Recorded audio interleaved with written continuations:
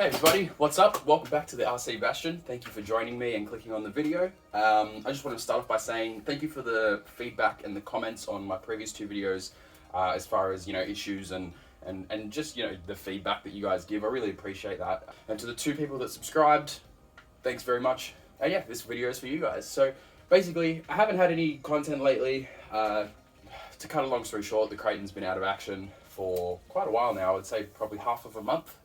I'm a little bit disappointed because the Kraton's a great car. It handles really well. It's really, really fast. It holds up to a good bashing once you put some aftermarket parts on it. It's a very capable car. It's a super capable car. The problems I'm having with it are very disappointing because they're problems out of my control. They're problems out of just, I can't undo some screws and then fix it. Do you know what I mean? It's out of my control. I'm leaving it in the hands of my local hobby shop and who they're contacting and whatnot. So Sebastian, what exactly are you going through? So I'll start off from the bat. I told you guys from the intro video, my first intro video. If you haven't seen it, definitely go check it out. If you have, thank you for clicking on it. But basically, my steering servo was the first thing to shit itself. And when I say shit itself, I mean within I think on the 5th or 6th pack I put through it, the steering servo was just cutting all BAC voltage, and it was essentially shutting off the ESC every time I was applying any type of steering. So steering servo's first to go. I highly recommend, if there's any tip I can give, as soon as you get the Kraton V5, either put a new steering servo in there, put a new aftermarket steering servo in there, or use the Spectrum servo until it does stop working, because it will sooner rather than later, and just have a spare servo ready to go to put in there, and make sure that they're a powerful servo. It should be over 20 kilos. You should be looking for 25 35 kilos at the least, and that'll fix you right up. A few other things that I've done for the steering as well while I'm here. This is a BLX Kraton, not an EXB, unfortunately, so it did have the 4 brass bushing in replace where the bearings should be on the EXB. So I bought the EXB bearings, or just the bearings. So I replaced all 4 bushings with the bearings, so the steering's a lot smoother now. It also has, I'm not sure how well you can see, but it also has a Markor design steering servo housing just there. So that's a 3mm thick carbon fiber housing essentially that is held on by 4 posts, the same way that your like aluminium aftermarket ones would be. So it's exactly the same as the aluminium ones, or the stainless steel, or whatever you want to put in there, except it's just, instead of using metal, it's using carbon fiber. So I think it's a really nice piece. It basically eliminates all flex in the steering servo housing. This one here, every time you try to steer, you get a lot of flex. Like I can just push on that. Like I'm not applying 35 kilos of, it just flexes. So there was so much steering flex because of that. Other than that, guys, I shimmed the steering servo saver. So that's been shimmed. It has 2 shims in it, and by shims I mean 2 circlips. And those circlips are basically compressing the spring for the servo saver, just to allow me to get more power to the floor. So like I said, guys, if any of those upgrades sound interesting to you, and I really do recommend to do all of them, just type them in on YouTube and they'll come up. So guys, they're the upgrades that I would 100% recommend doing. As far as upgrades go that should be done but aren't too necessary, I do recommend upgrading the chassis braces. So you'll see I've got GPM red anodized aluminium ones in there, front and rear. If you can only do one, and I recommend doing it as soon as possible, maybe wait for the rear plastic one to break. But the problem is, if you wait for the rear plastic one to break, there's a good chance that if it's gone under that much force to break, you may have bent your chassis as well, maybe. So maybe just replace them both. They're only cheap parts. I don't think I paid more than $20 each for them. So they're only cheap parts, and they go a long way in protecting the chassis. Especially that front one, guys, because the front one stiffens up the steering assembly, I should say. So because out of the box, this is all plastic, the steering assembly is all plastic. The tolerances in there aren't very good. There's a lot of flex and whatnot. So the more aluminium parts you can put in there, and it doesn't get too much heavier, the better, because it just stiffens everything up. You don't really want any flex in the steering housing, especially when you have a powerful servo like the one I do. It's a 35 kilogram coreless digital servo. when you have such a powerful servo, you don't want flex in the steering, because otherwise the car's just not going to steer how it's supposed to. So minimize the flex in the steering. In other places like drivetrain, like shock towers and stuff like that, then you do want a little bit of flex, obviously. But you don't really want that flex in the steering. So the more aluminium parts you can put in the steering, the better. But yeah, definitely do those upgrades, guys. And then if you want to do a step further as well, do the front brace. Switch that from plastic to aluminium, and it will stiffen up the steering as well. So you'll get better chassis rigidity, and you'll also get better steering out of it as well. Besides that, guys, I threw a Yeah Racing motor fan and heatsink on there, so I know it's not the best size for this particular motor. It doesn't really matter because I'm having a problem with the motor now anyway. But the Yeah Racing fan, I can speak for this fan. It ramps up good, ramps up very, very well, and it ramps up to the point where no matter where you put your hand around the electric motor, you feel a sufficient amount of airflow on it. So even though the heatsink isn't probably the best fit for the motor, as you can see, it's meant for much shorter motors, the fan is providing some decent cooling. So, and they perform very, very well. ADC discharge, 600 milliamp hours. They perform fantastically. Just how a battery of this spec should perform. That's literally what I get out of them. So I can speak for these batteries, guys, because for the price you pay, they're a fantastic battery. And like I said, I got two for about 120 bucks.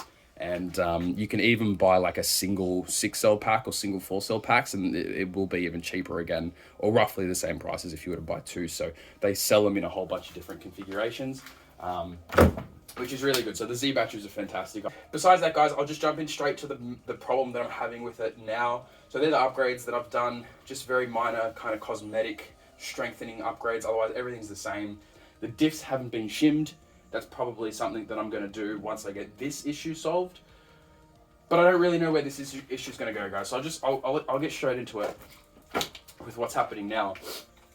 Basically, I get about 10 minutes runtime out of the car. And then after 10 minutes, the car will start to stutter. It heavily stutters, like it'll just shake. I can't get any power out of the throttle. So even if I'm pinned, the car will it'll stutter and slowly creep forward. And then it'll go, and then it'll stutter, and then it'll go, and then it'll stutter. And I know it's not low voltage cutoff, because that's not how low voltage cutoff is supposed to perform. And also, if I was to put one of these Z batteries on charge now, as it's charging, it'll show that it's actually charging from about 12.4 volts, and it stops at about 12.6. So these should be discharged to about 11.6, sometimes even lower. So the fact that I'm plugging them in and they're charging from 12.4 volts shows that the batteries are still have plenty of charge in them. And I know it's also not the batteries because the issue is present between multiple different 3-cell packs. So I've got these prime ones as well, which I'm running 2 primes as well in here, and the same issue happens. So I'll throw a little video in here.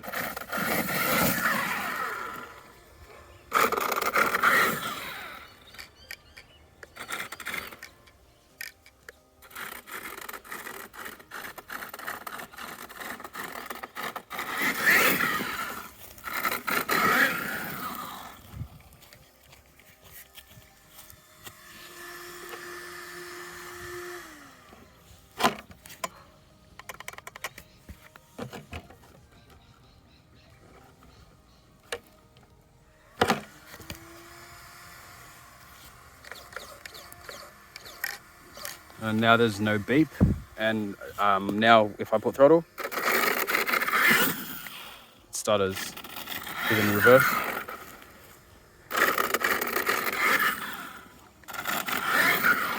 The footage it's not the best way to describe the issue that I'm having, but hopefully it shows you guys a little bit of what I'm on about with the stuttering.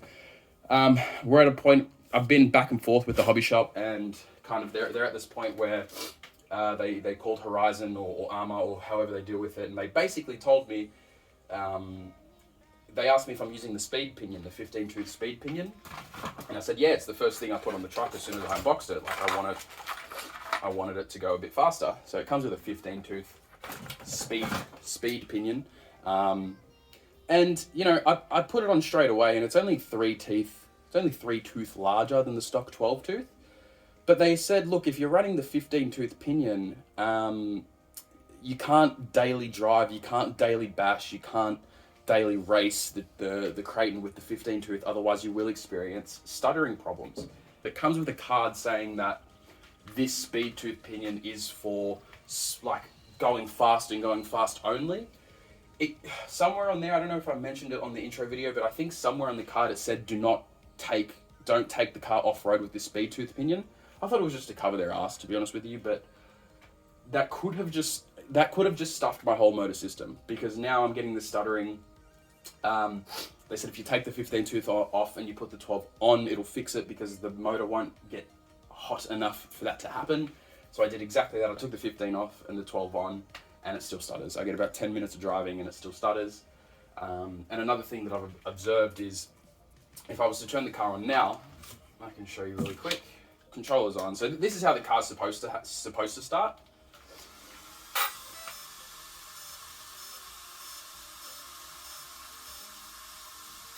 Alright, so you get the beeps, you get the green flashing, all the fans turn on, ready to go. Steering's nice and powerful.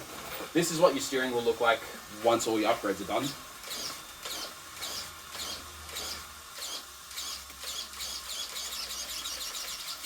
The steering's top class, guys. Do those upgrades and the steering will be top class. But that's how it's supposed to start. If I was to drive it now, it'll go. It's perfectly fine. But what will happen is after the 10 minutes, it will start to stutter like you've seen in that little video. And then if I turn the car off after it stuttered and then turn it back on, the actual beeping that you heard before when the car initializes, it's absent. It doesn't beep. It goes through the LED flashes, and it will flash. It will flash the appropriate amount of lipo cells, but it won't beep. And when it doesn't beep, I know that I can associate that with, okay, the car's going to stutter. The car's not going to work properly. So that's where I'm at with it now, guys. I have to go to the hobby shop today to pick up the warranted servo. That's obviously not going back in here because it would actually downgrade the steering, but what it is going to go into, everyone recognizes one of these, and the fact that I can hold it with one hand is just absolutely incredible. This thing's going to fly. This is a Slash 4x4. I don't know if it's an Ultimate, but it is a Slash 4x4. Hasn't been driven in a very long time. You can see the Einstein thing that my brother's done. I've just commandeered it off him and said I'd make it better for him. So, but that's what the warranted servo is going to go in. It's going to go in the Slash. Yeah, like I said, very disappointing because I want to make some content. I just want to drive the thing, to be honest, and it can't be driven. So not for the amount of time that it's designed to be driven, it can't be driven. So for the 10 minutes that it works, guys, it runs beautifully. Like, there's no suggestion to say that the drivetrain's bugged, or, you know, I don't know. I don't know how to put my finger on it. It does. It's acting like it's an overheating problem. That's what it's acting like. I get about 10 minutes of running, the motor gets hot, and then it clogs, it stutters. Very, very strange, guys. And no one on the forums can tell me what's wrong with it. No one on the internet can tell me what's wrong with it. It's just, it seems to be a ghost issue.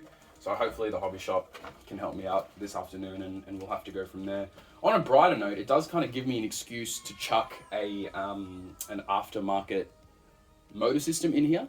I'm thinking, and let me know what you guys think, I'm thinking Max 6 with 1650. That's kind of the go-to ESC for this particular type of car for 1/8 scale trucks. Let me know if you've got an experience with the equivalent of the Castle. I think it's the Mamba Monster Max 2 or something. I don't know much about the Castle stuff, but they are really interesting to me. So let me know if you've got any Castle Creations experience with trucks of this size, or the Kraton itself. But yeah, also let me know what you think on the hobby wing system, because I know that's kind of like a go-to.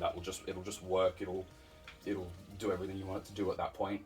But yeah, that's kind of where I'm at with it at the moment, guys. So look, that's pretty much going to do it for today. I don't want to take up too much more of your time. It's been a very technical, blabbering video, so I appreciate it if you watch to the end.